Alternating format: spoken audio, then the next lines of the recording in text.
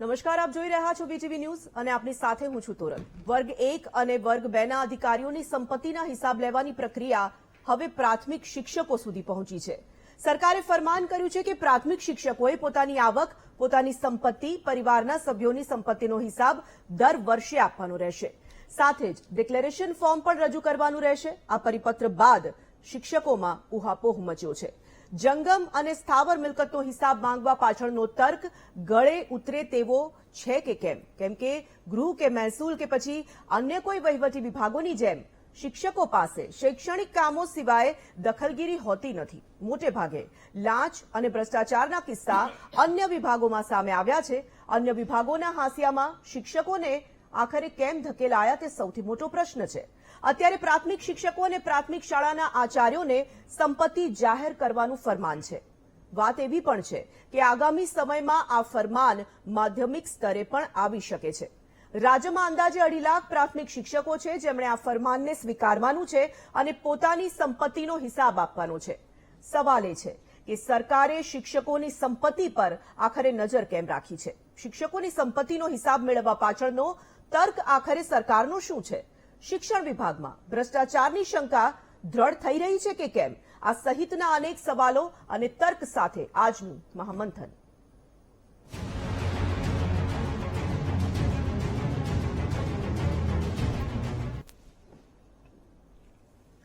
તો સરકારની સંપત્તિ પર આખરે કેમ, શિક્ષકોની સંપત્તિ પર શા માટે નજર છે તેના પર આજે આપણે મહામંથન કરવા જઈ રહ્યા છે। સર્વિસ સેક્ટર કહેવાય છે શિક્ષણ અને આરોગ્ય, અને તેમાં પણ આપણા ત્યાં તો હંમેશા ગુરુને જે સ્થાન આપવામાં આવ્યું છે તે ઈશ્વર તુલ્ય આપવામાં આવ્યું છે। જો કે સમય બદલાયો છે, ગુરુની ગરિમાની સામે અનેક સવાલો પણ ઉપસ્થિત થયા છે, પરંતુ છતાં પણ સરકાર શિક્ષકો પાસેથી જે રીતે સંપત્તિનો હિસાબ માંગી રહી છે, પહેલી વખત આ જ્યારે થવા જઈ રહ્યું છે ત્યારે શિક્ષકોનો મત જાણીશું। કોંગ્રેસ ભાજપ શું કહેવા માંગે છે આ સમગ્ર મુદ્દાને લઈને, તેના પર પણ આજે આપણે ચર્ચા કરવાના છે। ત્યારે આપણી સાથે ગેસ્ટ પેનલ જોડાઈ ચૂકી છે। હું આપની ઓળખાણ કરાવીશ। ભાજપમાંથી નેતા હિરેનભાઈ કોટક આપણી સાથે જોડાયા છે, કોંગ્રેસમાંથી નેતા હેમાંગ રાવલ આપણી સાથે છે, મહામંત્રી ગુજરાત પ્રાથમિક શિક્ષક સંઘના મનોજ પટેલ આપણી સાથે જોડાઈ ચૂક્યા છે, સુરતથી એક શિક્ષક આપણી સાથે ચર્ચામાં સહભાગી થઈ રહ્યા છે રાહુલ ગવાણે, અને પોરબંદરથી શિક્ષક છે લાખાભાઈ ચુડાવદરા। આપ તમામનું ખૂબ ખૂબ સ્વાગત કરીએ છીએ। શરૂઆત મનોજભાઈ હું આપનાથી કરવા માંગીશ। જે રીતનો આ પરિપત્ર જાહેર કરવામાં આવ્યો છે, પ્રાથમિક શિક્ષણ નિયામક કચેરી દ્વારા પરિપત્ર જાહેર કરવામાં આવ્યો અને સ્થાવર અને જંગમ મિલકત શિક્ષકોની હવે તમારે બતાવવી પડશે, પ્રતિ વર્ષ એ દર્શાવવી પડશે। એ પ્રકારનો જે આ પરિપત્ર છે તેને કેવી રીતે જોઈ રહ્યા છો? ખરેખર હું આ જે પરિપત્ર કરે છે એનાથી એક શિક્ષક સમાજની અંદર એક બાજુ આપણે વાત કરીએ છીએ કે ગુરુદેવ મહાન, ગુરુ બ્રહ્મા ગુરુ વિષ્ણુની વાત કરીએ છીએ, ત્યારે પ્રાથમિક શાળાના શિક્ષકો જેની જે એક સંપત્તિ છે, એક લિમિટેડ પગાર કરેલો છે, એ પગારની અંદર પોતાનું ગુજરાન ચલાવતા હોય છે, ત્યારે એને ઘણા બધા કામ કરતા હોય છે। શિક્ષક દર વર્ષે 31 માર્ચ આવે ત્યારે પોતાનું ડિક્લેરેશન ફોર્મ આપી દે છે, એને કેટલી આવક છે એ પણ આપી દે છે, અને સાથે પાન કાર્ડ સાથે એની આવકને પણ સંલગ્ન કરી દીધેલી છે। ત્યારે ફરી એક નવું જ કામ આવે છે કે પોતાને કેટલી સંપત્તિ છે, પરિવારને કેટલી સંપત્તિ છે। શિક્ષકને જયારે પ્રશ્નો લેવાનો છે, જયારે નાણાં લેવાના છે, ત્યારે કોઈ વાત થતી નથી। ત્યારે એમ કહેવામાં આવે છે કે ભાઈ અન્ય વિભાગની સાથે તમને જોડવામાં નથી આવતા, અને આજે એમ કહેવામાં આવે છે કે વર્ગ 1, 2 ના જે કર્મચારીઓ છે એમની સંપત્તિ થઈ તો શિક્ષકોને પણ એની સાથે જોડી દેવાના છે। તો ભાઈ આવી બેધારી નીતિ શા માટે? જો શિક્ષકને તમારે આપવું હોય તો પહેલા એમને આપવું જોઈએ, શિક્ષકની માંગણીઓ પૂરી કરવી જોઈએ, અને ત્યાર પછી શિક્ષક પોતાની સંપત્તિ જાહેર કરવા માટે વિના સંકોચે અચકાતો નથી। અમે અમારી સંપત્તિ જાહેર કરવામાં કોઈ પણ એવો કચાશ નથી, કારણ કે શિક્ષકને આવક જ લિમિટેડ છે, અને એ આવકની અંદર ગુજરાન ચલાવવું પડે। આ મોંઘવારીની અંદર તમને ખબર છે, આખા સમાજને ખબર છે, ત્યારે જો શિક્ષક પાસે આવી અપેક્ષા રાખવામાં આવે ત્યારે શિક્ષકના સમાજ એક પ્રશ્ન થાય છે, એવું મારું માનવું છે। અત્યારે હમણાં એક સર્વે આવ્યો, એની અંદર એમ હતું કે સૌથી પ્રમાણિકમાં પ્રમાણિક જો વ્યવસાય કોઈ હોય તો શિક્ષકનો છે।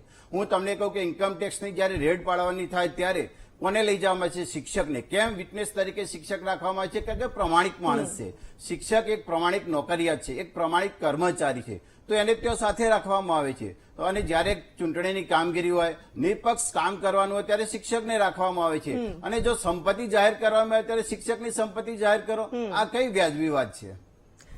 જે રીતે હેમાંગભાઈ સવાલ એટલા માટે થઈ રહ્યો છે કે પરિપત્ર જ્યારે આવો જાહેર કરવામાં આવ્યો છે, આ જે નિર્ણય છે તે પહેલા પણ અનેક સેક્ટરમાં લેવાઈ ચૂક્યા છે. વર્ગ 1 કે વર્ગ 2 માટે આ નિર્ણય લાગુ કરેલો હતો, આ રીતનો પરિપત્ર જાહેર કરાયો હતો અને આવક હંમેશા દર્શાવવી પડતી હતી. હવે વર્ગ 3 માં પણ લાગુ થવા જઈ રહ્યું છે, પરંતુ પહેલી વખત એવું થઈ રહ્યું છે કે શિક્ષકો માટે આ પ્રકારનો પરિપત્ર કરાયો છે. સ્વાભાવિક આપણે શિક્ષકોનો મત જાણીશું, પરંતુ કોંગ્રેસનો શું મત છે આ પરિપત્રને લઈને? જો તોરલ, એક નાની વાતથી શરૂઆત કરું છું. એક કોઈ યુરોપની કોર્ટની અંદર કોઈ અહીંથી ફરવા ગયેલા એક વ્યક્તિને, ભારતીયને, કોઈક નાનો એવો ગુનો કર્યો. ત્યાં તો નાનો થૂકવાનો કે XYZ ગુનો હોય છે તો પણ કોર્ટમાં બોલાવે છે અને એમને કોર્ટમાં એમના ફરવાના દિવસો દરમિયાન જ હાજર રહેવાનું સમન્સ મળ્યું. એ ત્યાં ગયા અને ત્યાં ગયા અને એમણે જજે પૂછ્યું કે તમે શું કરો છો? તો પેલા ભાઈએ એમ કીધું કે હું ટીચર છું કે ઇન્ડિયામાં. તો કે ઓ ટીચર ઇન માય કોર્ટ. જજ ઉભા થઈ ગયા અને કે હું સોરી કહું છું અને તમે એક ટીચર તરીકે અમારે તમને કોર્ટમાં બોલાવવા પડ્યા છે. કોઈ પણ જાતનું કર્યા વિના, એમને દંડ કર્યા વિના ત્યાંથી પાછા મોકલી દીધા. આ શિક્ષકોની આખા વિશ્વની અંદર ગરિમા છે. આજે ભારતીય જનતા પાર્ટીની સરકારે, માનનીય રૂપાણી સાહેબ તો પહેલા કહેતા જ હતા કે રેવન્યુ ખાતાની અંદર ભ્રષ્ટાચાર બહુ છે, પોલીસ ખાતામાં ભ્રષ્ટાચાર બહુ છે, પણ આજે કથિત રીતે જે પ્રમાણે ભૂપેન્દ્રભાઈની સરકારે શિક્ષકોને પોતાની આવક અને આવકની સાથે સાથે પોતાની સંપત્તિ જાહેર કરવાની વાત કરી છે, તો આડકતરી રીતે એમણે એમ પણ સ્વીકારી લીધું કે હવે શિક્ષણ ખાતાની અંદર જે સૌથી ઈમાનદાર ખાતું કહેવાતું હતું એની અંદર પણ ભ્રષ્ટાચારે ભરડો લઈ લીધો છે અને સરકાર હજી સુધી એમને સુધી પહોંચી શકી નથી. આ એમનો મત હશે, પરંતુ હું સ્પષ્ટતાપૂર્વક કહું છું કે આ શિક્ષકો જે છે એમનો પગાર શું છે? જયારે 30-30 વર્ષની નોકરી કરે ત્યારે 60-70 હજાર રૂપિયા પગાર થાય છે. આ શિક્ષકોએ આખી જિંદગીમાં બનાવ્યું શું હોય? વધુમાં વધુ ગામડામાં 2 માળનું મકાન કે શહેરોની અંદર એકાદ ફ્લેટ બનાવ્યો હોય અને એમના 2 બાળકોના લગ્ન કરી શકે. આનેથી વિશેષ એમની કોઈ સંપત્તિ હોતી નથી. અરે ભાઈ, તમે વર્ષોથી, તમારી જોડે વર્ષોથી નિયમ છે. IAS IPS ઓફિસરના પૈસા દર વખતે લખે છે. આવા સાગઠિયાઓ અને આવા લાંઘાઓ, ગાંધીનગરના જે IAS ઓફિસર છે જેમના ઉપર આરોપો છે, આવા સાગઠિયાઓ કે જેણે રાજકોટની અંદર અબજો કરોડોની મિલકતો બનાવી, એ લોકો એમની મિલકતો નહોતા લખતા? એ લોકોને તમે કેમ આજ સુધી સરકારી, હું અહીંયા ચેલેન્જ આપું છું કે ભારતીય જનતા પક્ષના પ્રવક્તા કે મને છેલ્લા 15 વર્ષથી અલગ અલગ જગ્યાએ આ પ્રમાણે અલગ અલગ ખાતાઓની અંદર પોતાની મિલકત અને પોતાની સંપત્તિ જાહેર કરવાનું લખેલું હોય છે. એના ઉપર ઓડિટ થયું? એના ઉપર એક પણ વ્યક્તિ ઉપર કાર્યવાહી થઈ? એક પણ વ્યક્તિની હું અહીંયા મેં તપાસ કરી છે, એક પણ વિભાગમાં એક પણ વ્યક્તિ ઉપર કાર્યવાહી થઈ નથી. આ તો બચારા શિક્ષકો છે. એચ-ટાટ એટલે કે જેને આચાર્ય વાળા છે, કે જે એચ-ટાટ થી થયેલા છે, એ પોતાના ત્યાં બધું જ જોડે કરે છે. આચાર્યનું કામ જોડે કરે છે, શિક્ષકનું કામ જોડે કરે છે, ક્લાર્કનું કામ જોડે કરે છે, સાથે સાથે તેડાગરનું કામ કરે છે. કારણ કે એક શિક્ષક અને એક આચાર્ય વાળી આપણે ત્યાં 1300 થી વધારે શાળાઓ છે. આ લોકો જોડે શું પૈસા નીકળવાના હતા? આ તો માત્ર ને માત્ર આ શિક્ષકો જોડે. હા, બહુ સરસ એમણે કીધું. આ શિક્ષકોને ભ્રષ્ટાચાર કરવા ક્યાં મળે ખબર છે? એમના કન્ટીજન્સીમાં મળે. કન્ટીજન્સી એટલે એક 10 શિક્ષકોની શાળા હોય તો 25 રૂપિયા એમને માસિક કન્ટીજન્સી મળે. એટલે કે 250 રૂપિયા 10 શિક્ષકોની શાળાએ મળે, જેમાં એમને ચોક લેવાનો, જેમાં એમને સ્ટેશનરી લેવાની, જેમાં આચાર્યએ ઝેરોક્સ કરવાની, શૈક્ષણિક મોટા મોટા પ્રોજેક્ટો કરાવવાના. આ કન્ટીજન્સી 25 રૂપિયામાં આ ભ્રષ્ટાચાર કરતા હોય એવું જો સરકારને લાગતું હોય તો મને લાગે છે કે આ બધા IAS IPS ઓફિસરો છે એ 25-25 લાખ નહીં, 25-25 લાખ કરોડની જમીનોના સોદાઓ કરતા હોય છે. તોરલ, આજે મેં તપાસ કરતા મને ખબર પડી કે 2017-18માં એક જમીન વિકાસ નિગમનું એક કૌભાંડ થયું હતું અને એના MD જે છે એના ઉપર એ 42 દિવસમાં છૂટી ગયા. આજ સુધી હજી સરકારે એના ઉપર ચાર્જશીટ નથી કરી અને ચાર્જશીટ તો નથી જ થઈ, પરંતુ ત્યારે એ જે ACBએ કીધું હતું કે તમારા જે કુટુંબના માણસો જે છે એ કોઈ પણ પ્રકારની જમીન મિલકત ખરીદી નહીં શકે, વેચી નહીં શકે. આજે ઊંધું થયું છે. એ જેના ઉપર ચાર્જશીટ થયેલી છે એ આજે જે પુરાવારૂપ છે કે પોતે મિલકતો ખરીદી રહ્યા છે અને ચાર્જશીટની બાજુ આ અધિકારીઓનો કોઈ બીક જ નથી. મને લાગે છે કે ભ્રષ્ટાચાર જે છે ને એ ગુજરાતની અંદર જે પ્રમાણે કર્ણાટકમાં 40% હતું, મને લાગે છે ગુજરાતની અંદર 50 ને 60%નું નેટવર્ક કરવા માટે શિક્ષકોના નામે અન્ય લોકોને બીવડાવવાનો આ મોટામાં મોટો કારસો છે. આ શિક્ષકોને તમે તીડ ભગાડવા મોકલો છો, આ શિક્ષકોને તમે મૃત્યુ થાય ત્યારે તમે એના કોરોનાની અંદર લાશો ગણવા માટે મોકલો છો, આ શિક્ષકોને તમે લગ્નની અંદર થાળીઓ ગણવા માટે મોકલો છો અને આ જ શિક્ષકોની તમે આવા પ્રકારની હાલત કરો છો. અને એ પણ પાછા પ્રાથમિક શિક્ષકોની. હા, કેટલાક માધ્યમિક શિક્ષકો, અને એ પણ તમારે જો સાચે જ આની અંદર કંઈક કરવું હોય તો સેલ્ફ ફાઇનાન્સ શાળાના શિક્ષકો જે છે એ લોકો જે છે એ પ્રાઇવેટ ટ્યુશનો કરી રહ્યા છે. ગામડાના વિદ્યાર્થીઓને શિક્ષકોને પ્રાઇવેટ ટ્યુશન મળતા નથી અને આરટીઈ અંદર નિયમ છે, ગુજરાત સરકારે પણ નિયમ કરેલો છે કે શાળાના શિક્ષકો શાળાના સમય બાદ કે શાળાના સમયમાં શાળાના શિક્ષકો વેતન કે અવેતન કોઈ પણ પ્રકારનું ટ્યુશન ના કરી શકે. તો અહીં તો શાળાઓની અંદર જ ટ્યુશન ક્લાસીસો ચાલે છે. સરકારી શાળાઓમાં, સેલ્ફ ફાઇનાન્સ શાળાઓની અંદર સમય પછી ટ્યુશન ક્લાસીસો ચલાવે છે અને એ જ સેલ્ફ ફાઇનાન્સના શિક્ષકો ચલાવે છે. એમના ઉપર ખરેખર પગલા લેવાના બદલે પાડાને વાકે પખાલીને ડામ આવી રહ્યો છે.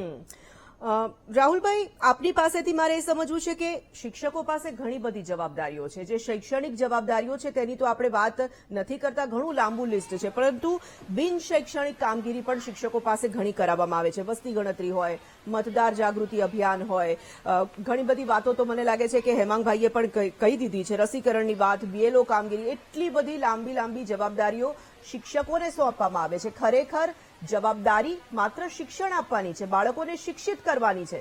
આ બધી જવાબદારીની વચ્ચે હવે સવાલ એ ઉભો થઈ રહ્યો છે કે સરકારને શા માટે એવું લાગી રહ્યું છે કે શિક્ષકો કંઈક પોતાની સંપત્તિ છુપાવી રહ્યા છે, કે કંઈક જુદું કરી રહ્યા છે, કંઈક ભ્રષ્ટાચાર કરી રહ્યા છે. આ જે પરિપત્ર થયો છે એને શિક્ષકો કઈ રીતે જોઈ રહ્યા છે?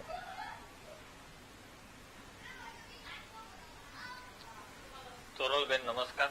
જી, સરકારશ્રીએ જે પરિપત્ર કર્યું છે એમાં કઈ નવું નથી અને શિક્ષકોમાં કોઈ ચિંતાની વાત નથી, કેમ કે શિક્ષકો સૌથી વધારે પ્રામાણિક કર્મચારી છે અને આ જે પરિપત્ર છે એક રૂટીન પ્રોસેસ છે.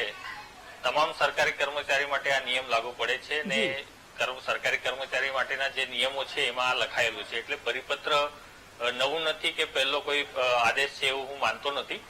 અને જ્યાં સુધી શિક્ષકોની વાત છે તો એમની જોબ પ્રોફાઇલ જોતા અને એમનું કામગીરી જોતા એમને કોઈ ચિંતા નથી. આ પરિપત્રથી એમનામાં કોઈ ડર નથી. અમે બધી મિલકતોની જે કઈ વિગત હશે એ બરાબર આપી દઈશું અને સરકારશ્રી દ્વારા જે આદેશો થયા છે એમાં ખાલી લોકોને આશ્ચર્ય એટલા માટે થાય છે કેમ કે નિયમ બધા માટે છે અને જ્યાં ભ્રષ્ટાચાર થવાની સંભાવના હોય છે ત્યાં પરિપત્ર જાહેર નથી થતા અને શિક્ષણ વિભાગમાં થયો છે એટલે કદાચ આપે આ શો રાખ્યો છે. બટ હું તમને વિશ્વાસ આપું છું કે શિક્ષકોમાં કોઈ ભ્રષ્ટાચાર નથી. શિક્ષક કેળવણી આપવાનું કામ કરે અને આચાર્ય પાસે થોડું ઘણું ફંડ હોય પણ એ બી એટલું બધું નથી કે ભ્રષ્ટાચાર થઈ શકે. અને તમને એક વાત કહું કે શિક્ષક હોય કે આચાર્ય એકમાત્ર એવા સરકારી કર્મચારી છે કે સરકારની ગ્રાન્ટ આવ્યા પહેલા સરકારના કામો કરતા હોય છે પોતાના ખર્ચે. જનરલી એવું કોઈ બીજું વિભાગ નથી કે જ્યાં સમજી લો રોડ વિભાગ હોય તો ગ્રાન્ટ નથી આવી તો રોડના અધિકારીઓ કે પોતાના ખર્ચે રોડ નથી બનાવતા, પણ શિક્ષકોને આચાર્યો પોતાના ખર્ચે સરકારના તમામ કામો પૂરા કરતા હોય છે. એટલે મને નથી લાગતું કે આમાં શિક્ષક સમાજ કોઈ ભયભીત કે ચિંતિત છે. અમે બધી વિગત આપી દઈશું. હા, આશ્ચર્ય એટલા માટે થઈ રહ્યું છે સમાજને કે જ્યાં બીજા વિભાગોમાં ભ્રષ્ટાચાર ફરિયાદો થાય છે ત્યાં કેમ આ પરિપત્ર નથી થતું. સરકારે ત્યાં કરવી જોઈએ. લાખાભાઈ, ભ્રષ્ટાચાર મુક્ત ગુજરાત બનાવવાની વાત આપણે કરી રહ્યા છીએ, છતાં પણ રોજ નવા કિસ્સા આપણે સાંભળતા રહીએ છીએ. જ્યાં ભ્રષ્ટાચારની સંભાવના છે, જે રાહુલભાઈએ પણ કીધું, અમારો સવાલ પણ આખરે એ જ છે કે જ્યાં ભ્રષ્ટાચારની શક્યતા છે, જ્યાં ભ્રષ્ટાચાર થઈ શકે છે, ત્યાં વધારે કડક નિયમો બનાવવા જોઈએ. શિક્ષકો ભ્રષ્ટાચાર કેવી રીતે કરી શકે? આની પાછળનું શું આખરે તર્ક છે સરકારનો? તમને શું લાગી રહ્યું છે? શિક્ષકો શું માની રહ્યા છે આમાં? ખાસ તો આ કોઈ નવું નથી. પંચાયત સેવા વર્તણૂકના નિયમો જે છે 1980 ના એ અન્વયે પ્રત્યેક કર્મચારીએ નિમણૂક થાય ત્યારે અને ત્યારબાદ દર 5 વર્ષે આ માહિતી ભરવાની હોય છે. એટલે એ કોઈ નવું નથી. અને બાકી જો તમામ વિભાગને લાગુ પડે છે. તો શિક્ષણ વિભાગ કદાચ પેલા જ આવ્યું હોય છે તો આપણને બધાને આ માહિતી મળી છે. અને સરકારનો કદાચ એવો હેતુ હોય કે સૌથી વધારે કર્મચારીઓ શિક્ષકો છે, તો એનો ડેટા આવી જાય તો સરકાર પાસે પણ એવું આવી જાય કે મોટાભાગના કર્મચારીઓ કવર થઈ ગયા છે. અને શિક્ષકમાં હવે અમારી આગળ એવું કોઈ કરપ્શનનું માધ્યમ છે જ નહીં અને કોઈ શિક્ષકો કરતાય નથી. હમણાં પ્રવેશોત્સવ ગયો બેન, 500 રૂપિયાની ગ્રાન્ટ મળે છે. એમાં તો જમણવાર કરવો, મંડપ કરવા 5-10 હજારનો ખર્ચો થાય છે. 500 રૂપિયા મેં કરવાનું, એ અમને ખબર છે કઈ રીતે અમે પૂરું પાડીએ છીએ. બાળકોને દવા ને એ બધું ફર્સ્ટ એડ હોય છે અમારે, એ 500 રૂપિયા વર્ષે મળે છે. એટલે આમાં કરપ્શનની કોઈ વાત આવતી નથી. આ કોઈ નવું નથી. પણ જયારે કોઈ ઘટના બને છે અને કોઈ અધિકારીઓ પાસેથી મોટી રકમો અને મિલકતો પકડાય છે ત્યારે કોઈ પણ કાર્યક્રમ હોય કે કોઈ પ્રોજેક્ટ અમલીકરણ હોય તો એ સારી રીતે કરતું હોય તો શિક્ષણ વિભાગ કરે, અને શિક્ષણ વિભાગ કરે એટલે સીધા શિક્ષકો દેખાય. એટલે શિક્ષકો ઉપર આવ્યું છે તો અમે આ કરશું. કોઈ પણ નવી કાર્યક્રમ હોય, ધારો કે ઓનલાઈન હાજરી છે તો શિક્ષકોની પુરાઈ છે, બાળકોની અન્ય વિભાગોની ક્યાં નથી પુરાતી? શાળાઓ તો ખુલે છે, ઘણા અન્ય વિભાગો નથી ખુલતા, તો ત્યાં કોની જવાબદારી? એટલે એ બધું છે ને, સરવાળે શિક્ષકો ઉપર અન્ય કામગીરી. પ્રશ્નો અમારા એટલા બધા હોય છે પણ ન સાંભળવાને બદલે આ જે વધારાનું આવે છે, વધારાનું તો હું નથી કહેતો, પણ ખરેખર શિક્ષકોને તો આમાં મુક્ત કરી દેવા જોઈએ. કેમ કે એક સ્પષ્ટ હોય છે, નાગરિકોનું ઘડતર કરે છે અને દેશના વિકાસમાં એક ફાળો આપે છે. એટલું મારું. હિરેનભાઈ, બધાની સાથે પહેલા એટલા માટે વાત કરી છે જેથી કરીને આપ એ બધાનો જવાબ પણ આપી શકો. હું એક સવાલ આપને એ પૂછવા માંગુ છું, જે આ પરિપત્ર જાહેર કરવામાં આવ્યો છે એની પાછળનો ઉદ્દેશ એક તો આપ જણાવો, અને સાથે સાથે જે શિક્ષકો છે સરકારની રાહે કઈ સંપત્તિ તેમની વધઘટ થઈ જવાની છે, આ પરિપત્ર પાછળનું શું આખરે લોજિક શું છે? આમ જુઓ ને તો જે પ્રશ્ન છે એના થોડા આપણે મૂળમાં જઈએ તો પ્રશ્ન આપણે જે ચર્ચા કરી રહ્યા છીએ એ મુજબ પહેલા તો પરિપત્રમાં ક્યાંય એવો ઉલ્લેખ નથી અથવા ઉલ્લેખ હોય પણ નહીં કે શિક્ષકોની સંપત્તિને જપ્ત કરવાની છે કે એના પર તવાઈ આવી છે. આ શિક્ષકોની સંપત્તિ જાહેર કરવા પૂરતી વાત છે. લાખાભાઈ અને રાહુલભાઈ બંને શિક્ષકોએ જ જણાવ્યું છે, ખાસ કરીને જે રિલેટ કરે છે એમની વાત કરીએ તો એ બંને લોકોએ જણાવ્યું છે સ્પષ્ટ શબ્દમાં. એ જ ફરીથી હું રિપીટ પણ કરું છું કે આ માત્ર ને માત્ર એક પ્રક્રિયા છે જે દર 5 વર્ષે અમલમાં આવતી હોય છે અને દરેક સરકારી વિભાગો માટે, દરેક સરકારી કર્મચારીઓ માટે હોય છે. એમાંનો એક ભાગ છે. આ વખતે આવેલો પ્રશ્નની વાત થઈ. બીજી ખાસ કરીને જે ધ્યાને લેવા જેવી બાબત એ છે કે આ જે શિક્ષકો છે એ શિક્ષકોને એમની સંપત્તિ જાહેર કરવાથી એ જાહેર કરે છે અથવા એ જાહેર કરવા માટેનો પરિપત્ર અમલમાં આવે છે તો એનો અર્થ એ નથી કે શિક્ષકો ભ્રષ્ટાચારી છે. એ પરિપત્રમાં પણ ક્યાંય શિક્ષકો ભ્રષ્ટાચારી છે એટલે એમણે સંપત્તિ જાહેર કરવાની છે એવું નથી લખેલું. એટલે એ ક્યાંક ને ક્યાંક એ વિષય અથવા ચર્ચા આશંકા છે ને સવાલ આખરે એટલા માટે ઉભો થઈ રહ્યો છે કે શિક્ષકોની સંપત્તિ પ્રતિ વર્ષ તમારે જાણવી પડે કેટલી વધઘટ થાય છે, સ્થાવર જંગમ મિલકતની જાણકારી માંગવામાં આવી છે, એની પાછળનું લોજિક સમજવું છે. એક્ઝેક્ટલી. એટલે એ લોજિક સ્વાભાવિક રીતે જેવી રીતે બાકી અન્ય કોઈ પણ કર્મચારીઓ માટે જે લોજિક લાગુ પડે છે એ જ લોજિક શિક્ષકોને પણ લાગુ પડે છે. એ લોકો પણ સરકારી કર્મચારી છે. હવે એ શિક્ષકો છે એટલે આપણે જે રીતે શિક્ષકોને આ ક્યાંક ને ક્યાંક આપણે છે ને જાણતા અજાણતા શિક્ષકોને બિચારા શબ્દ વાપરી રહ્યા છે કે શિક્ષકો બિચારા બિલકુલ નથી. શિક્ષકો બહુ સરસ ફાળો આપી રહ્યા છે આ દેશના વિકાસમાં અને ખાસ કરીને કોઈ પણ વિશ્વના કોઈ પણ દેશમાં. જેવી રીતે કોંગ્રેસના પ્રવક્તાએ પણ જણાવ્યું એ મુજબ વિદેશની કોર્ટમાં પણ જયારે ભારતના શિક્ષક છે એવો શબ્દ આવે ત્યારે એક યા બીજી રીતે એમને આડકતરી રીતે ભારતીય જનતા પાર્ટીની જે 10 વર્ષના શાસનની સરકાર છે એનું ખરેખર પરિમાણ આપી દીધું. મારે ખૂબ અભિનંદન આપવા છે કોંગ્રેસના પ્રવક્તાને કે ભારતીય શિક્ષક માટે આટલું, ખાસ કરીને રાહુલભાઈ અને લાખાભાઈ બંને જે પ્રકારે વાત કરી એ મુજબ શિક્ષકો છે એ શ્રેષ્ઠ. એટલે ખાસ કરીને ઘણા બધા દેશોમાં તો એવી સિસ્ટમ બનેલી છે, આપણે ત્યાં પણ આ જ રીતે જયારે શિક્ષક શબ્દ સામે આવે ત્યારે આપણે નતમસ્તક થઈ જઈએ છીએ. અને એટલા માટે નતમસ્તક થઈ જાય છે કે આપણે આપણા સમયમાં આપણા જયારે શિક્ષકો શાળામાં ભણતા ત્યારે એમને પણ જયારે યાદ કરી છે, એમને મળી છે ત્યારે આદર ભાવથી એમની સામે જોઈએ છીએ. પરંતુ તંત્ર જયારે આટલું મોટું છે એટલે કે જયારે કર્મચારીઓની સંખ્યા કોઈ મહેકમમાં કોઈ વિભાગમાં આટલી મોટી સંખ્યામાં હોય ત્યારે દરેક સરકારી કર્મચારીઓની સંપત્તિ જાહેર કરવી એ સામાન્ય બાબત છે. હવે ક્યારેક એવી પણ વાત આવે છે કે કેમ નેતાઓ ખાસ કરીને સંસદ સભ્ય અને ધારાસભ્ય, તો સંસદ સભ્ય અને ધારાસભ્ય પણ એ પોતાની વિગતો સંપત્તિની જાહેર કરવી પડતી હોય છે અને એ લોકો પણ જાહેર કરે જ છે. હવે એ જાહેર કરે છે એ ક્યાં જોવી તો માય નેતા પર જોઈ શકાય. એવી જ રીતે અહીંયા પણ પોર્ટલ ઉપર એ ભવિષ્યમાં આપણે જોઈ શકાય એવી વ્યવસ્થા થવાની. સ્વાભાવિક રીતે આપણે દરેક લોકોની સંપત્તિ વિશે જાણી શકીશું. અહીંયા આપણે શિક્ષકોમાં પણ ભાગલા પાડી દઈએ કે સરકારી શિક્ષક ને ગ્રાન્ટેડ શાળાના શિક્ષકોને એ બધાની એ બિલકુલ શિક્ષકોએ સ્વાભાવિક રીતે એની સંપત્તિ જાહેર કરવાની છે. એ સામાન્ય પ્રક્રિયાનો ભાગથી વધુ કશું જ નથી. ખરેખર તંત્ર અપદીપો ભવનની જે ભૂમિકા છે એમાં કામ કરી રહી છે. અહીંયા જો કોંગ્રેસના પ્રવક્તાને એ પણ ન દેખાતું હોય કે આ જયારે અપ્રમાણસર મિલકતોની ઘણી બાબતો મારા ધ્યાનમાં છે અને એ ધ્યાનમાં છે તો એમાં ક્યારે પગલાં લેવાયા, તો એમણે પ્રવક્તા તરીકે સ્વાભાવિક રીતે અભ્યાસ કરીને આવવો જોઈએ કે એન્ટી કરપ્શન બ્યુરો એટલે કે લાંચ રૂશ્વત વિભાગ દ્વારા જે પ્રકારે સતત કામગીરી થઈ રહી હોય એમાં જે કિસ્સાઓ સામે એમાંથી 50% થી વધુ કિસ્સાઓમાં અપ્રમાણસર સંપત્તિ ધરાવતા હોવાના કિસ્સાઓમાં એમની પર એ કેસ થતા હોય છે. એ કેસ ક્યારે થતા હોય છે? સ્વાભાવિક રીતે જ્યારે તંત્ર સજાગ અને સાબદું હોય ત્યારે આપણે આ શિક્ષકોની બાબતમાં વધુ એક વખત મારે સ્પષ્ટતા કરવી છે કે શિક્ષકોની ઉપર અત્યારે એની સંપત્તિ જપ્ત કરવાનો કોઈ પરિપત્ર નથી. એમની સંપત્તિ એમને જાહેર કરવાનો પરિપત્ર છે. એની સામે શિક્ષકોને પણ તોરણબેન એમને પણ વાંધો નથી. શિક્ષકોને રાહુલભાઈ લાખાભાઈ બંને કહ્યું સંપત્તિ જપ્ત કરવાનો પરિપત્રમાં ઉલ્લેખ છે, એટલે તમે ફરીથી સ્પષ્ટતા કરી રહ્યા છો, સારી વાત છે. પરંતુ મને લાગે છે કે આપણે શરૂઆતથી લઈને અત્યાર સુધી એ સંપત્તિ જપ્ત કરવાની વાત જ નથી આવી, પરંતુ સંપત્તિ દર વર્ષે જે બતાવવાની છે. 2 શિક્ષકો જોડાયા એવું કહી રહ્યા છે, વાંધો નથી. ઘણા બધા શિક્ષકો સાથે આપણે જોડાઈશું ને આગળ એ જ વિષય પર હજી ચર્ચા કરવાના જ છીએ. મનોજભાઈ, ઘણા બધા શિક્ષકો સાથે અમે પણ વાત કરી છે આ પરિપત્ર જાહેર થયા બાદ પણ, અને આ પરિપત્ર જાહેર થયો હોય પહેલા પણ શિક્ષકોની જે પરિસ્થિતિ છે તેને લઈને અમે જ્યારે ચર્ચા કરતા હોઈએ છીએ ત્યારે ઘણા બધા શિક્ષકો એવું કહે છે કે હવે શિક્ષણ આપવા કરતા અમારી પાસે બીજી ઘણી બધી જે ઇતર પ્રવૃત્તિઓ છે તે કરાવવામાં આવતી હોય છે. ભણાવવામાં અમે ધ્યાન જ નથી આપતા, એટલી બધી માહિતી અમારે આપવાની હોય છે.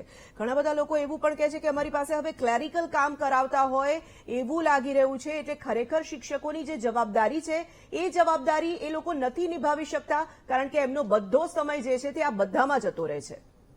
100% તમારી સારી વાત છે કે શિક્ષકોને જે કામ સોંપવામાં આવે છે, હમણાં એક લિસ્ટ આવ્યું હતું કે 104 પ્રકારની કામગીરી સોંપવામાં આવી.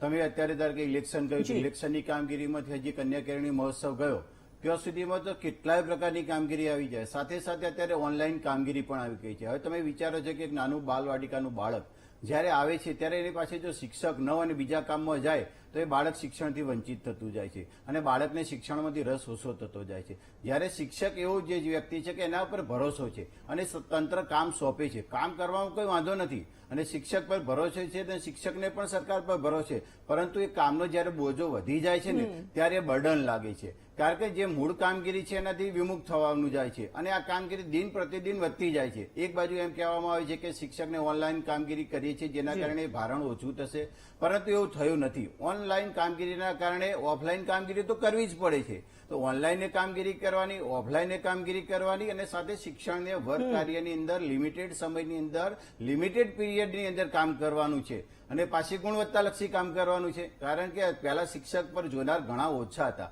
અત્યારે તમે જોઈ શકો છો કે કોઈ એવું વીક નથી કે એના મોનિટરિંગ માટે ન આવ્યા હોય, તો એની વચ્ચે કામ કરવું પડે છે એટલે કઠિન લાગે છે અને જે છેલ્લે કોને અસર થાય છે? બાળકોને અસર થાય છે. માટે જે શિક્ષકોને અન્ય કામગીરી આપવામાં આવે છે, અન્ય કામગીરી આપવામાં આવે છે ત્યારે વેતન ચૂકવવામાં આવે છે. તો શિક્ષકો કહે છે કે અમારે એ જરૂર નથી, એ વેતન છે તમે કોઈ બેરોજગારને આપો કે જેને કામ મળી રહેશે અને શિક્ષક પૂર્ણ સમય સુધી એના ક્લાસની અંદર કામ કરી શકે. એવી અમારી એક માગણી હતી, વર્ષોથી માગણી છે અને આજે પણ અમારી માગણી છે. આપનો જે આજની જે ડિબેટ છે કે શિક્ષકોની આ કામગીરી, જે શિક્ષકોની સામે એમની મિલકત જાહેર કરવાની છે, મિલકત જાહેર કરવામાં કોઈ વાંધો ના આવી શકે. શિક્ષક એક પારદર્શક છે, પરંતુ જે પ્રક્રિયા કરવી પડશે દર વર્ષે એ પ્રક્રિયાની અંદર સમય જશે. તમે આજે વિચારી શકો કે કઈ કચ્છની અંદર અંતિયાળ ગામ છે, એનું છેલ્લું ગામ છે, એના જે શિક્ષિકાબેન એક વર્ગની અંદર કામ કરતા છે એની અંદરથી આ બધી પ્રક્રિયાને માટે એના ફોર્મ્સ આપવા જવું પડશે, આ કરવું પડશે. તો આવી એક પ્રક્રિયા વધી છે. તો અમારી એ માગણી છે કે જો 1 વર્ષની અંદર કરતો આને એક લાંબો પીરિયડ રાખવામાં આવે કે ભાઈ એને ઉચ્ચતર પગાર ધોરણ મળે ત્યારે કરવામાં આવે, કે અથવા વર્ષની 5 વર્ષે કરવામાં આવે કે 10 વર્ષે કરવામાં આવે, જેથી કઈ વાંધો શકે. એવી કોઈ શિક્ષકોની સંપત્તિ વધી જવાની નથી. પણ સરકારે જે તો એક વિચાર્યું છે તો અમે એમને આવકારીએ, સ્વીકારીએ છીએ અને સરકારના પગલાના સાથે અમે અમારી સંપત્તિ જાહેર કરવામાં વિના વિચાર એક ટાંકણી ભારે શંકા રાખ્યા વગર જાહેર કરવા માટે અમે તૈયાર છીએ. હેમંતભાઈ, જે રીતે મનોજભાઈએ વાત કરી, રાહુલભાઈ અને લાખાભાઈ ત્રણેય જે શિક્ષણ સાથે જોડાયેલા છે, ત્રણેય વક્તાઓ પોતાની વાતમાં કહી રહ્યા છે કે અમને વાંધો નથી, વાંધો હોવો પણ ન જોઈએ. સરકારે જો કોઈ નિર્ણય લીધો છે તો તેની પાછળ એનું લોજિક હશે. સમજવાનું છે આજે કે એ લોજિકની ખરેખર જરૂર છે કે કેમ. કારણ કે આપણે જે સાચી સ્થિતિ છે, આપણે જેમ કે મનોજભાઈએ કીધું કે અંતરિયાળ ગામડામાં કોઈ શિક્ષિકા બહેન છે, એમણે હવે આ બધી માહિતી એકત્રિત કરીને પાછી દર વર્ષે આ કામગીરી કરવાની, એમની પાસે ઘણી બધી કામગીરી છે. સવાલ એ છે કે આપણે ત્યાં શિક્ષકોની ઘટ છે. ઘણા બધા શિક્ષકો એવા છે કે જે એક જ શિક્ષક આખી શાળા ચલાવે છે. ક્યાંક તો એવું છે કે એક શિક્ષક એક સાથે 2 વર્ગો ચલાવે છે. તેમાં પણ ઇતર પ્રવૃત્તિઓ, તેમાં પણ આ દર વર્ષેના બદલે એ ઓછું બી તો કરી શક્યા હોત ને. જુઓ, સૌપ્રથમ તો તોરલ, આ બધી વાતો જે છે એ માત્ર સરકાર જે છે એ અન્ય તરફ ધ્યાન દોરવા માટે કરે છે. તમે મને કહો, અત્યારે આ ખાડા તૂટેલા છે, રોડ બનાવવા માટે આપણે ડિબેટ કરી હતી કે હવે જ્યાં જ્યાં રોડ બનશે ત્યાં રોડની અંદર લખવામાં આવશે કે કોન્ટ્રાક્ટર કોણ છે, કેટલા સમયથી આ રોડ બનવાનો છે, એની ગેરંટી શું છે. તમારા દર્શક મિત્રોને કહું છું કે કોઈ પણ જગ્યાએ તમે આવું જોયું? માત્ર ને માત્ર તાઇફાઓ કરી દેવાના. અને શિક્ષકને તમે સન્માન આપવાની જગ્યાએ આ પ્રમાણે વાત કરો. પહેલા તો હું સેલ્યુટ કરું છું આ પેનલમાં જેટલા શિક્ષકો બેઠા છે કે એમણે સરકારને કહી દીધું કે અમે તૈયાર છે અમારી મિલકત બતાવવા માટે થઈને. ભારતીય જનતા પક્ષના પ્રવક્તા કહે છે કે સંપત્તિ જપ્ત કરવાની વાત નથી કરી. તમારી નહીં, કોઈની તાકાત નથી શિક્ષકોની સંપત્તિ જપ્ત કરી શકે. પરસેવાની કમાણી છે, કોણ જપ્ત કરે? કોઈએ કીધું નથી. જાતે ને જાતે કહેતા બી સુનતા બી દીવાના. એના જેવી વાતો અહીંયા ના થવી જોઈએ. મારે જે વાત કરવી છે કે આ શિક્ષકો જે છે, અત્યાર સુધી 30 વર્ષથી ભારતીય જનતા પાર્ટીના શાસનમાં આ શિક્ષકો ઈમાનદાર હતા, પણ હવે એમને મિલકત જાહેર કરવી પડશે. કેમ કે એમને આ નથી નડ્યું. ચૂંટણી પહેલા શિક્ષકોએ પેન્શન માટે, ઓલ્ડ પેન્શન માટે થઈને જે લડાઈઓ લડી હતી, એમને હેરાન કરવા માટે આ થઈ રહ્યા છે. ચૂંટણી પહેલા સરકારે જાહેર કર્યું હતું કે 2005 પહેલાના જે શિક્ષકો છે એમને ઓલ્ડ પેન્શન સ્કીમ આપવામાં આવશે. કોઈને ઓલ્ડ પેન્શન સ્કીમ આપવામાં નથી આવી. 2005 પછીના શિક્ષકો જયારે નહોતા માન્યા ત્યારે કહેવામાં આવ્યું હતું કે 10% જે સરકારી ફાળો છે એની જગ્યાએ અમે 14% ફાળો આપીશું. આજ સુધી 14% ફાળો 10%ની સામે આપવામાં નથી આવેલો. માત્ર ને માત્ર મારા સાથી પ્રવક્તા મિત્ર ભારતીય જનતા પક્ષના એ કીધું કે એસીબી સરસ કામ કરે છે. અરે ભાઈ, એસીબી જે છે ને, એસીબીના નેતાઓ, જે એસીબીના જે લોકો છે, અધિકારીઓ, એ પણ લાંચ લેતા પકડાય છે આપણા ગુજરાતની અંદર. આ દુઃખદ બાબત છે. મારે એટલું જ કહેવું છે કે તમે શિક્ષકો ઉપર શંકા કરી રહ્યા છો ત્યારે તમે 30 વર્ષથી બીજા બધા અધિકારીઓ, રેવન્યુના અધિકારીઓ, પોલીસ અધિકારીઓ, એના તમે આટલા ડેટા લીધા છે. એ ડેટા ઉપર તમે શું કામ કર્યું અને ડેટા ઉપરથી તમે કોને પકડ્યા? અને નેતાઓ તો એમની જાહેરાત કરે છે. રાજકોટના એક નેતાએ કીધું હતું કે મારી જોડે ફિયાટ કાર છે અને મારી જોડે 14,000 રૂપિયાની મૂડી છે. એ પછી તો ભવિષ્યમાં એ રાજ્યપાલ પણ બન્યા. તો એ ફિયાટ કાર ને 14,000ની મૂડી કોઈ માની શકે કે એ નેતા જોડે એટલી મૂડી છે? એટલે આ તો માત્ર ને માત્ર તાઇફાઓ કરી રહ્યા છે અને શિક્ષકોને બ્લેકમેલિંગ કરી રહ્યા છે કે સરકારની સામું એક પણ પ્રકારનો અવાજ ના કરતા તમે. અને ખાસ રામધની દિનકરે લખ્યું છે કે સમર શેષ નહીં પાપકા ભાગી કેવલ વ્યાધ, જો તટસ્થ હે સમય ઉનકે ભી લીખેગા અપરાધ. મારે તટસ્થ નથી રહેવું. એટલા માટે હું કહું છું કે આ શિક્ષકો ઉપર અત્યાચાર થઈ રહ્યો છે. આ શિક્ષકોનું હું તમને, તમારે કરવું છે અને તમે નિયમોની વાત કરો છો તો હું તમને કહું, ટાટના શિક્ષકો મારી જોડે જે બેઠા છે એ બધા શિક્ષકોને પૂછો તમે. ટાટના જે પ્રિન્સિપાલ 12 વર્ષથી થઈ ગયેલા છે, એમના માટે આરઆર રૂલ્સ ને રેગ્યુલેશન પણ આ સરકાર બનાવી શકી નથી. પહેલા રૂલ્સ ને રેગ્યુલેશન તો બનાવો, પછી આવા પ્રકારની માહિતી માંગો. તમે શરમ આવી જોઈએ સરકારને. આપણે કેટલાક શિક્ષકો સાથે પણ વાત કરવાનો પ્રયાસ કરીશું ને એટલા માટે અમે ફોન લાઈન પણ ખોલી છે કે જે શિક્ષકો પોતાના પ્રશ્નો અથવા આ પરિપત્રને લઈને પોતાની પ્રતિક્રિયા આપવા માંગે છે, અમને ફોન કરી શકે છે. ઊંઝાથી મહેશભાઈ આપણી સાથે જોડાયા છે. જી મહેશભાઈ. હેલો. હેલો. જી મહેશભાઈ, શું કહેવા માંગો છો આપ? હા, હું કહેવા માંગુ છું કે આ ઓનલાઈન બતાવવામાં આવે છે કે શિક્ષકોની સંપત્તિનો હિસાબ લેવામાં આવશે. હેલો. જી મહેશભાઈ, આપનો અવાજ આવ્યો છે. આપણે બધા જ સવાલો જે છે એ ભેગા કરીને પૂછવાના પણ છીએ. હિસાબ લેવામાં આવશે. હાજી. શિક્ષકો મેડમ વિદ્યાર્થીઓને ગણવેશથી માંડીને બધી આર્થિક સહાય પણ કરીએ છીએ અમે. નબળા જે આર્થિક રીતે એવા વિદ્યાર્થીઓ હોય તો એમને અમે ઉપરથી મહિને 1,000-2,000 રૂપિયાની આર્થિક સહાય કરીએ છીએ. બિલકુલ. ધન્યવાદ અમારી સાથે જોડાવા માટે. બોટાદથી જીતુભાઈ પણ જોડાઈ ગયા છે. જી જીતુભાઈ, શું સવાલ છે આપનો? નમસ્કાર. જી નમસ્કાર. પેલા જાણે શિક્ષકો અત્યારે 2018 સુધી શિક્ષકો નીકળતા તો કે કામ માસ્ટર નીકળ્યા છો ને, બેઠા હોય તો કે કામ માસ્ટર બેઠા છો ને, પણ ભણાવતા હોય ત્યારે કોઈ નથી કીધું કે તમે ભણાવો છો ને. એટલે આ વાલીઓને અત્યારે ફી ભરવાનો વારો આવ્યો છે અને FRC માં બધું થાય છે.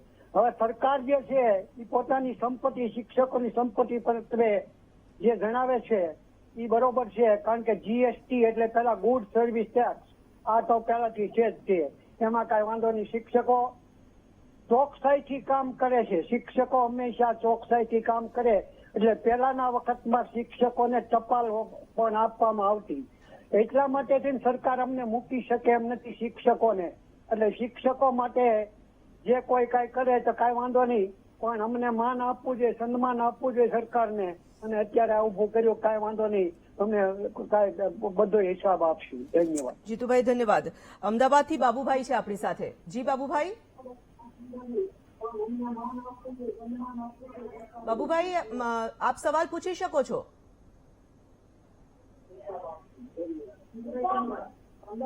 મને લાગે છે કે હા, એમણે ટીવીના વોલ્યુમ ઓન રાખ્યું છે. બાબુભાઈ, આપ સવાલ પૂછી શકો છો. ચલો આપણે આગળ વધીએ છીએ. રાહુલભાઈ પાસે જઈએ. રાહુલભાઈ, એક સમય હતો જ્યારે ગુરુઓ વિશે આપણા તો શાસ્ત્રોમાં કહેવાયું છે અને હંમેશા એવું પુરાણોમાં પણ ગવાયું છે કે ગુરુ ગોવિંદ દોનો ખડે, કાકો લાગુ પાય, બલિહારી ગુરુ આપકી ગોવિંદ દિયો બતાય. ગુરુની આ મહિમા અને ગુરુનું આ સ્થાન આપણે જોયું છે. હવેના સમયમાં પરિસ્થિતિ બદલાઈ છે. આપણે તમામ શિક્ષકોની, તમામ ગુરુની વાત નથી કરી રહ્યા, પરંતુ હવે આધુનિક જમાનામાં આર્થિક સદ્ધરતા જ મોટો માપદંડ છે. ઘણા બધા શિક્ષકો શંકાના દાયરામાં પણ હોઈ શકે છે, પરંતુ શક્યતાઓ કેટલી છે તેને લઈને સવાલ આખરે ઉભો થતો હોય છે. અન્ય વિભાગોની શું સ્થિતિ છે તેને લઈને ખરેખર ચર્ચા થવી જોઈએ અને તેના પર પણ વાત કરવી જોઈએ. તમે કહી રહ્યા છો કે અમને પરિપત્ર જાહેર કર્યો છે અને અમને કહી દીધું છે તો અમે આપી દઈશું, પણ ઘણા બધા શિક્ષકો જે આપણી સાથે જોડાયા તેવું કહી રહ્યા છે કે આની જરૂર જ નથી.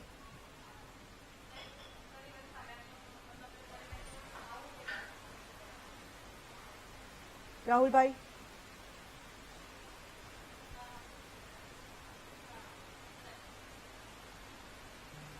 રાહુલભાઈ સુધી મને લાગે છે અવાજ નથી પહોંચી રહ્યો. લાખાભાઈ, જો આપે મારો સવાલ સાંભળ્યો હોય તો આ સવાલનો જવાબ હું આપની પાસેથી લેવા માંગીશ. ઘણા બધા શિક્ષકો એવું કહી રહ્યા છે કે આની ખરેખર જરૂર નથી. અમે તો એવા લોકો છીએ કે જે વિદ્યાર્થીઓને મદદ કરીએ છીએ આર્થિક રીતે. હા, આપણે એક રીતે જોઈએ તો આની જરૂર નથી, પણ પંચાયત શિસ્ત સેવાના વર્તણૂકના જે નિયમો છે એ જ્યારે જે કોઈ પણ કર્મચારી એની નિમણૂક થઈ હોય એ પેલાના છે. એટલે એ તમે નિમણૂક થઈ હોય એટલે તમને આ નિયમો લાગુ પડે છે અને એટલો કોઈ ગંભીર મામલો નથી.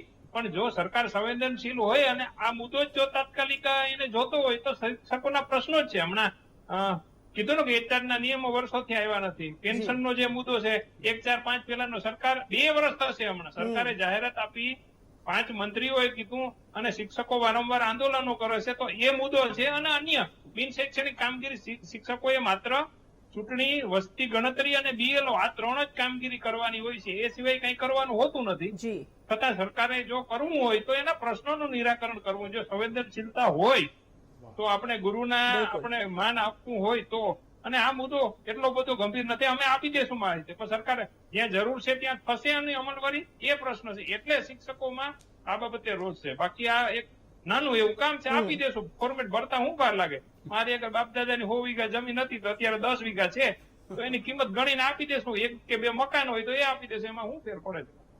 પણ જે રીતે અર્થઘટન થાય છે અને અન્ય વિભાગની જયારે કોઈ ઘટના બને છે ત્યાર પછીના રિએક્શન છે. રાજકોટ ગેમ ઝોનની ઘટના પછી જે સ્કૂલો બંધ કરી એમાં ફાયરના સાધનો અને એ પછી અધિકારીઓ પાસેથી જે મિલકત પકડાણી એનું આ રિએક્શન છે.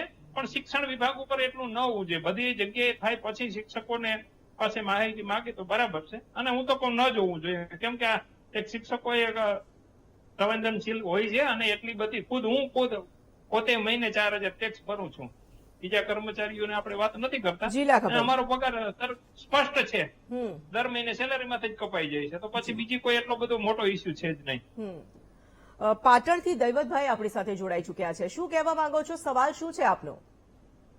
નમસ્કાર. જી. શિક્ષક એકદમ પ્રામાણિક વ્યક્તિ છે. આની અંદર આખા સિસ્ટમની અંદર એકદમ પ્રામાણિક વ્યક્તિ હોય તો શિક્ષક છે. પણ આજની જે પરિસ્થિતિ છે એની અંદર ફક્ત ને ફક્ત મુદ્દા ડાયવર્ટ કરવાની વાત છે સરકારની.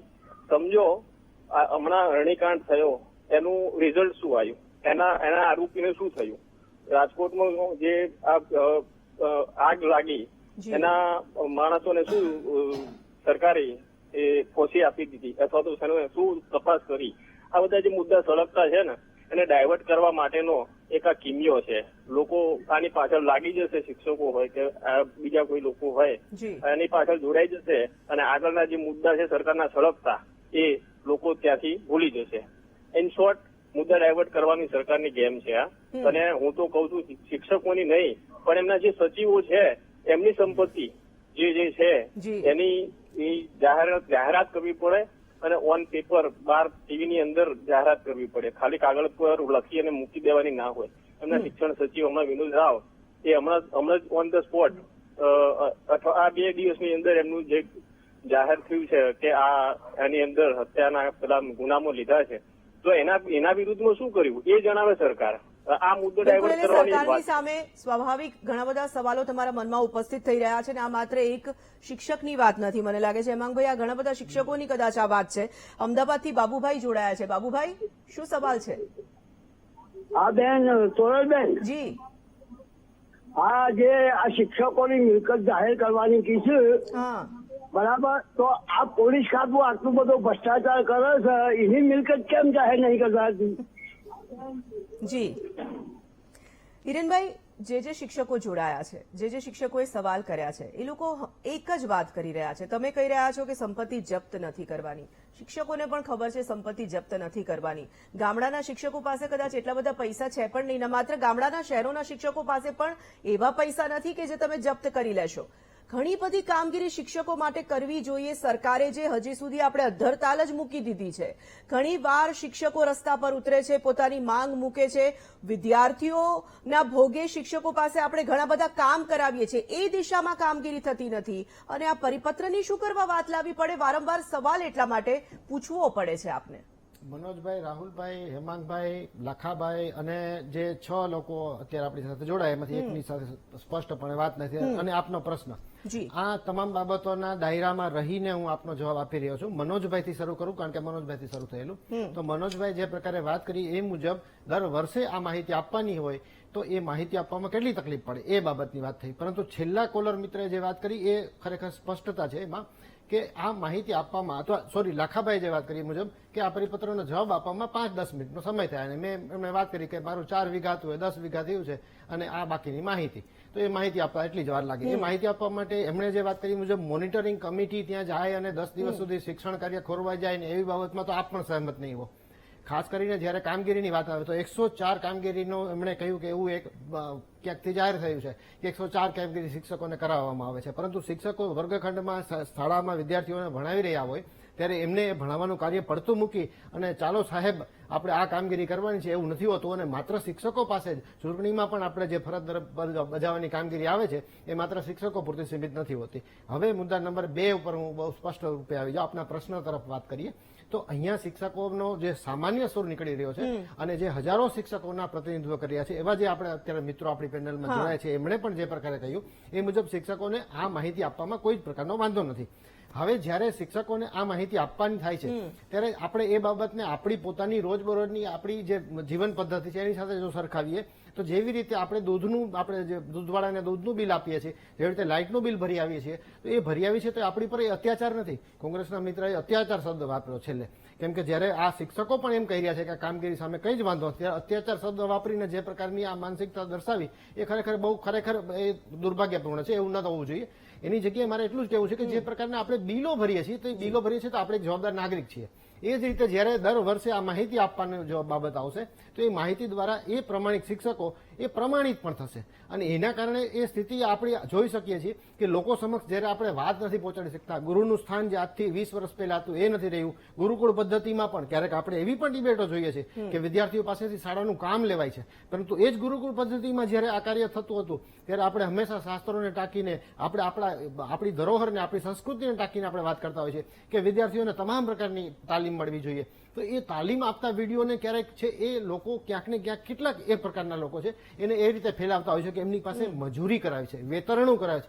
એ વેતરણું મજૂરી નથી. એ આપણને ખબર છે કે શાળાની કામગીરીમાં બાળકો ખૂબ સ્વેચ્છાએ લાગતા હોય છે. આજે ગુજરાતમાં ગ્રીન શાળા છે, મોડેલ સ્કૂલ છે, એકલવ્ય સ્કૂલ છે.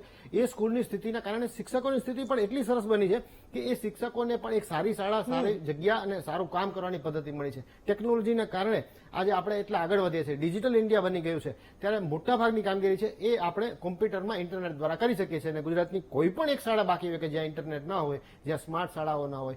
આપણે એવા કોઈ પણ જિલ્લાને પણ ઉલ્લેખ નથી કરી શકતા. તો શિક્ષણની સ્થિતિ ખૂબ સારી છે, એ ચોક્કસપણે એ નિર્વિવાદિત બાબત છે. દરેક લોકો એ બાબતે એ સરાહના ગુજરાતની કરી રહ્યા છે. પરંતુ જ્યારે આપણે આ માહિતી આપવાની વાત આવે છે ત્યારે ક્યાંક ને ક્યાંક આપણે જે પ્રકારનું આ ચિત્ર અહીંયા જે પ્રકારનું ઊભું કરી રહ્યો છે કોંગ્રેસ દ્વારા, વિપક્ષ દ્વારા, એ ચિત્ર માત્ર ને માત્ર સરકારની છબી ખરબડા પૂરતું છે. પરંતુ શિક્ષકો સમજે છે કે આ અમે દર વર્ષે જ્યારે માહિતી શિક્ષકોએ તો આપીશું. એવું પણ કહ્યું છે ને પણ હિરેનભાઈ, ઘણા બધા શિક્ષકો એવું પણ ફોન લાઈન પર અત્યારે આપણે જ્યારે વાત કરી રહ્યા હતા કે ધ્યાન ભટકાવવા માટેનો પ્રયાસ છે. ઘણા બધા મુદ્દાઓ છે જેના પર કામ કરવું જોઈએ. આ પરિપત્રનો તો કોઈ અત્યારે સવાલ જ ઉભો નથી થતો, એવો પણ સવાલ કર્યો છે ને સરકારને. માત્ર વિપક્ષ નહીં, માત્ર હેમાંગભાઈ અહીંયા ઉભા છે ને હેમાંગભાઈ વાત કરી રહ્યા છે એવું નથી, જનતા પણ કહી રહી છે, આ રીતે શિક્ષકો પણ કહી રહ્યા છે. સવાલ તો પૂછશે તમને, ચોક્કસથી પૂછવો જ જોઈએ અને જવાબ ત્યાંથી જ માંગવામાં આવે જ્યાં અપેક્ષા હોય.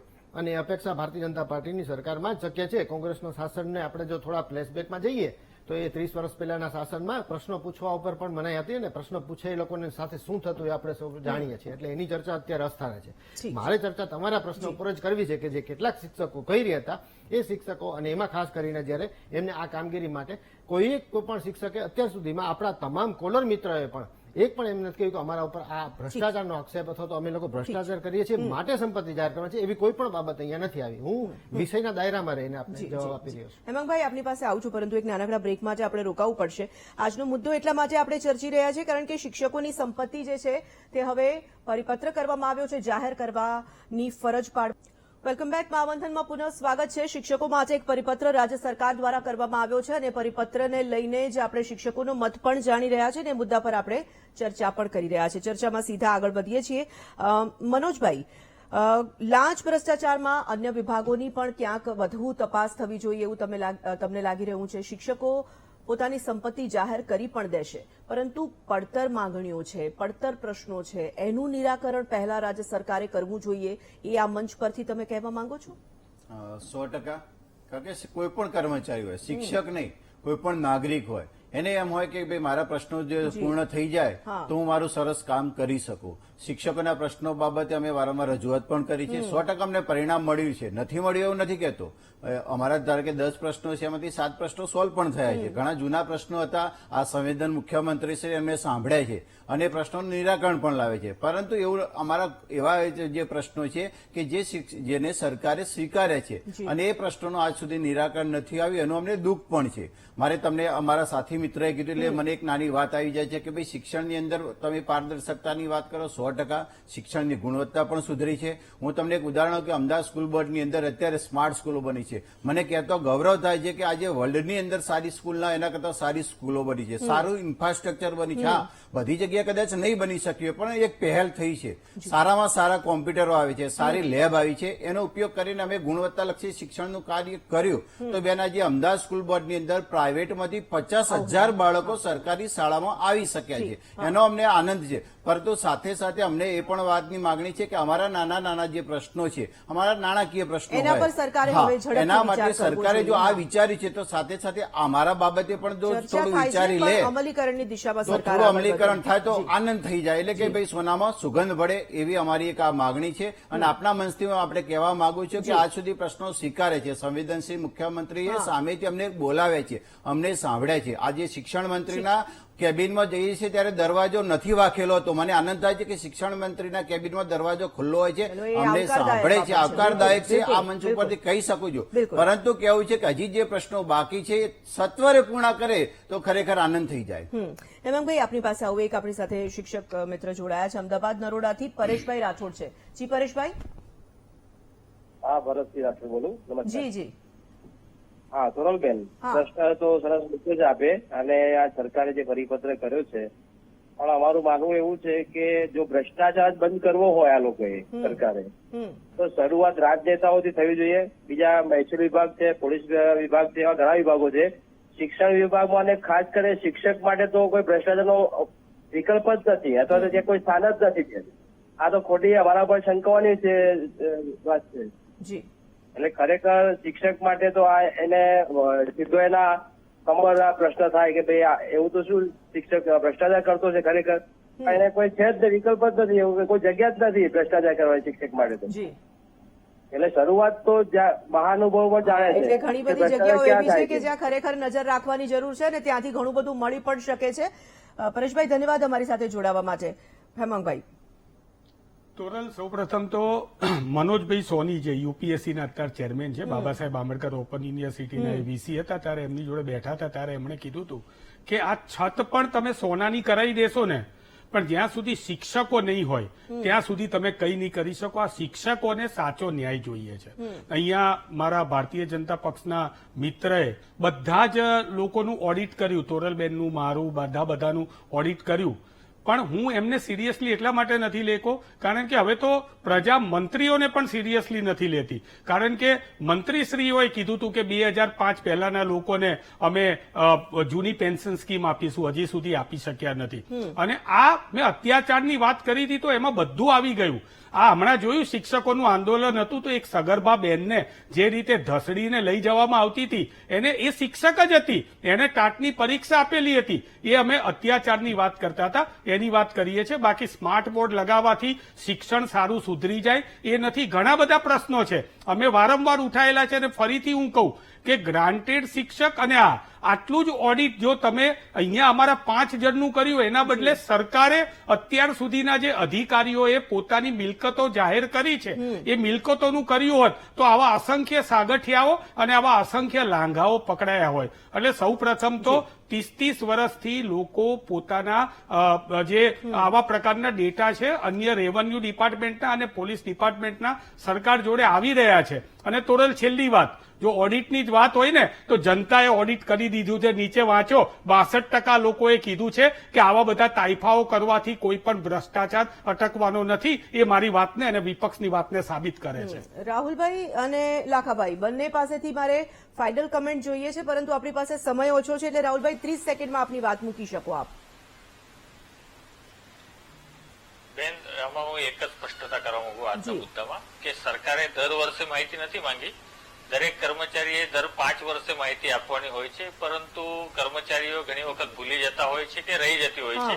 એટલે સરકારે પરિપત્ર કરીને યાદ કરાવી છે. સરકારે એવો કોઈ જડતાપૂર્વક આગ્રહ રાખતી નથી કે દર 5 વર્ષે મળી જ જવી જોઈએ.